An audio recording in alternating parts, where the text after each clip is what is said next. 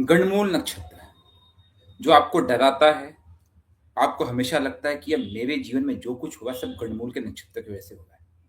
लेकिन अगर मैं आपको कहूँ, मैंने ऐसे कई अनगिनत चार्ट देखे जहाँ पे उन व्यक्ति का चंद्र या प्लैनेट गंडमूल नक्षत्र में बैठा है, लेकिन व्यक्ति जीवन में बहुत सफल है, विदेश में है, यात्राएं कर रहा है, घूम रहा है। तो अगर हम इसकी अंडरस्टैंडिंग हो जाए कि वो नक्षत्र डर से सफलता की तरफ कैसे ले जाता है, उस प्रिडिक्शन को हम समझ ले, उसके रेमेडीज को अपना ले, तो आप उस पर खुद मास्टरी कर सकते हैं। और यह टॉपिक उसी मास्टरी का है जहाँ पे हम इसको 10 अलग अलग पार्ट में बांटेंगे, जहाँ पे हम आरंभ करें कि गणमूल नक्षत्र होता क्या है, और वहां से आरंभ करके हम उनके रेमेडीज तक पहुंचेंगे। लेकिन इसके पहले जो नए लोग हैं उनको मैं एक रिक्वेस्ट करना चाहूंगा, क्योंकि यह ज्योतिष का सेशन बहुत बड़ा होते जा रहा है। आने वाले समय में वीकेंड कोर्सेस होंगे हमारे, जो कि 4 to 6 आवर्स का मिनिमम टाइम होगा, जिसमें it would be a very big master class, जिसमें हम पंचांग को लेकर के क्लास लेने वाले हैं। उसके बाद हम प्रश्न कुंडली, और तीसरा है आपका पंचांग, प्रश्न कुंडली, और आने वाले समय केपी जो एस्ट्रोलॉजी, मेदिनी ज्योतिष, ये सब भी हम लेने वाले हैं। सीरीज में चलेंगे हम लोग। और एक सबसे इंपॉर्टेंट है भृगु नंदिनी BNN है। BNN का क्लास बहुत जल्द होने वाला है। तो विल स्टार्ट विद पंचांग and BNN on weekend courses. तो इसके लिए आप प्लीज चैनल को सब्सक्राइब कर लीजिए, ताकि आपसे वो कोर्स मिस ना हो। ठीक है, यह कोर्स होगा सैटरडे संडे को।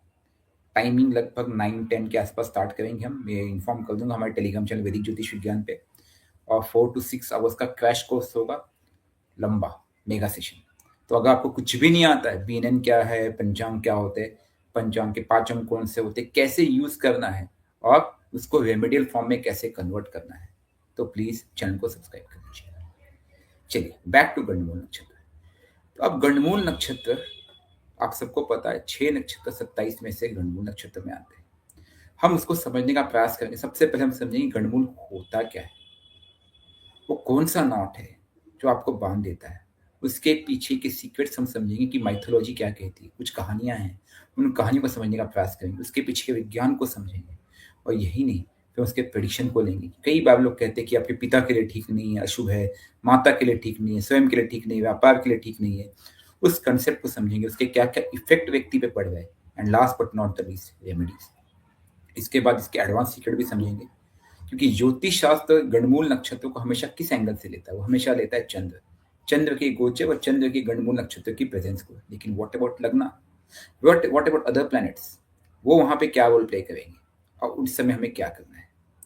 तो आइए पहले स्टार्ट करते हैं कि गणमूल नक्षत्र क्या है।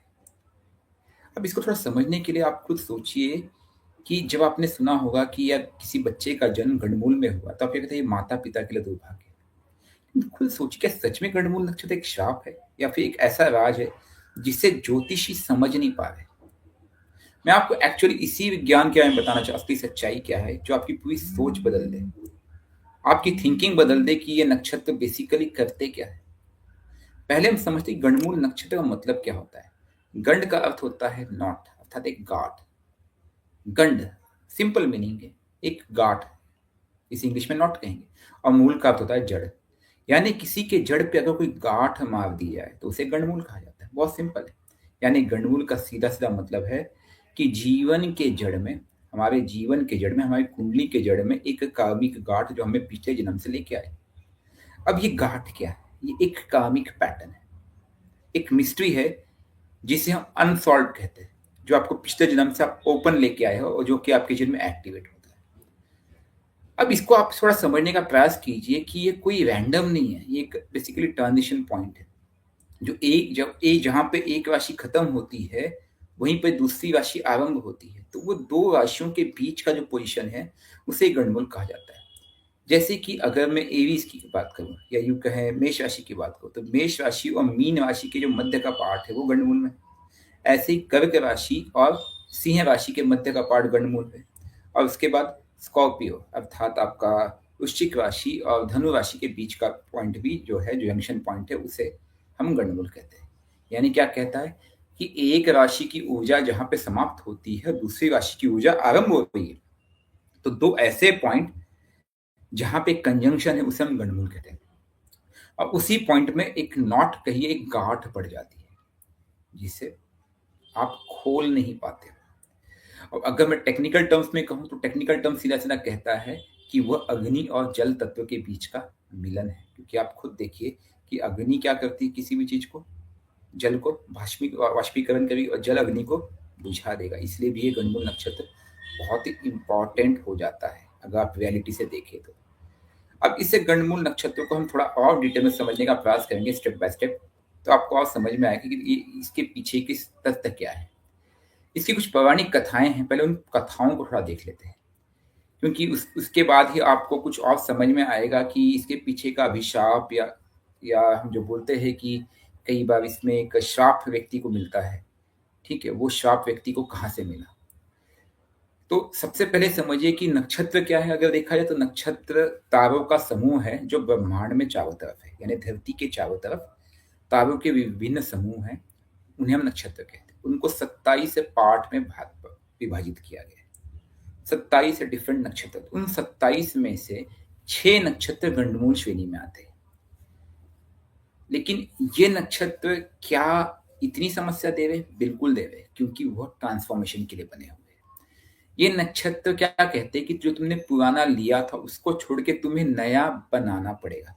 जब भी कोई चीज़ आप नई बनाते हो तो पुरानी चीज़ को आपको पिघलाना पड़ता है। आपने देखा होगा कि यूजुअली हमसे हम जो कबाड़ी वाला होता है वो हमसे कबाड़ की चीज़ें लेके जाता है।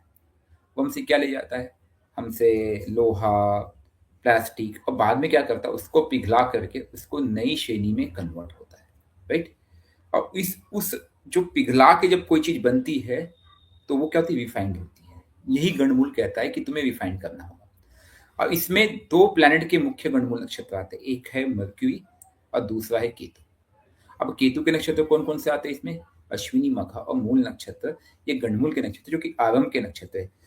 मेष राशि, उसके बाद दूसरा है सिंह राशि और तीसरा है आपका धनु राशि। तीनों राशि में अश्विनी, मघा और मूल नक्षत्र आते हैं। अब अश्विनी के देवता कौन है? अश्विनी कुमार, जो देवताओं के वैद्य कहलाते हैं। अश्विनी नक्षत्र, हमने अभी 27 दिन नक्षत्रों को जब डिटेल में स्टडी किया तो हमने क्या पाया कि जो नक्षत्र है बहुत ही ऊर्जा देती है अश्विनी नक्षत्र। क्योंकि इसके पीछे की कहानी अगर आप देखोगे शॉर्ट में, कि जब भी देवताओं को चोट लगती थी, जब भी उनके जीवन में कोई संकट आता था, तो अश्विनी कुमार को याद किया जाता था। वो क्या करते? उनको रिवाइव करते थे, उनको जीवित करते थे। तो इसका मतलब समझिए कि व्यक्ति ने शरीर छोड़ दिया है, देवताओं भी अमर नहीं थे। मृत्यु के बाद उनको वापस जीवन दान देने की क्षमता थी इस नक्षत्र में। Keep that in mind. यानी क्या करता है? डेथ के बाद वापस से आपका पुनर्जन्म। ये नक्षत्र आपको बेसिकली गिरने के बाद वापस से उठाता है। इसलिए नक्षत्र बहुत ही इंपॉर्टेंट है गंडमूल का नक्षत्र, एक गांठ है। बस वो गांठ खोलते आना चाहिए, जो अश्विनी कुमार को पता थी। तो अगर आपको ये पता है कि मैं अश्विनी कुमार की वो ऊर्जा को कैसे यूज करूं, तो आप उस गांठ को खोल दोगे। उसके बाद जो दूसरा नक्षत्र आता है वो आता है मघा नक्षत्र।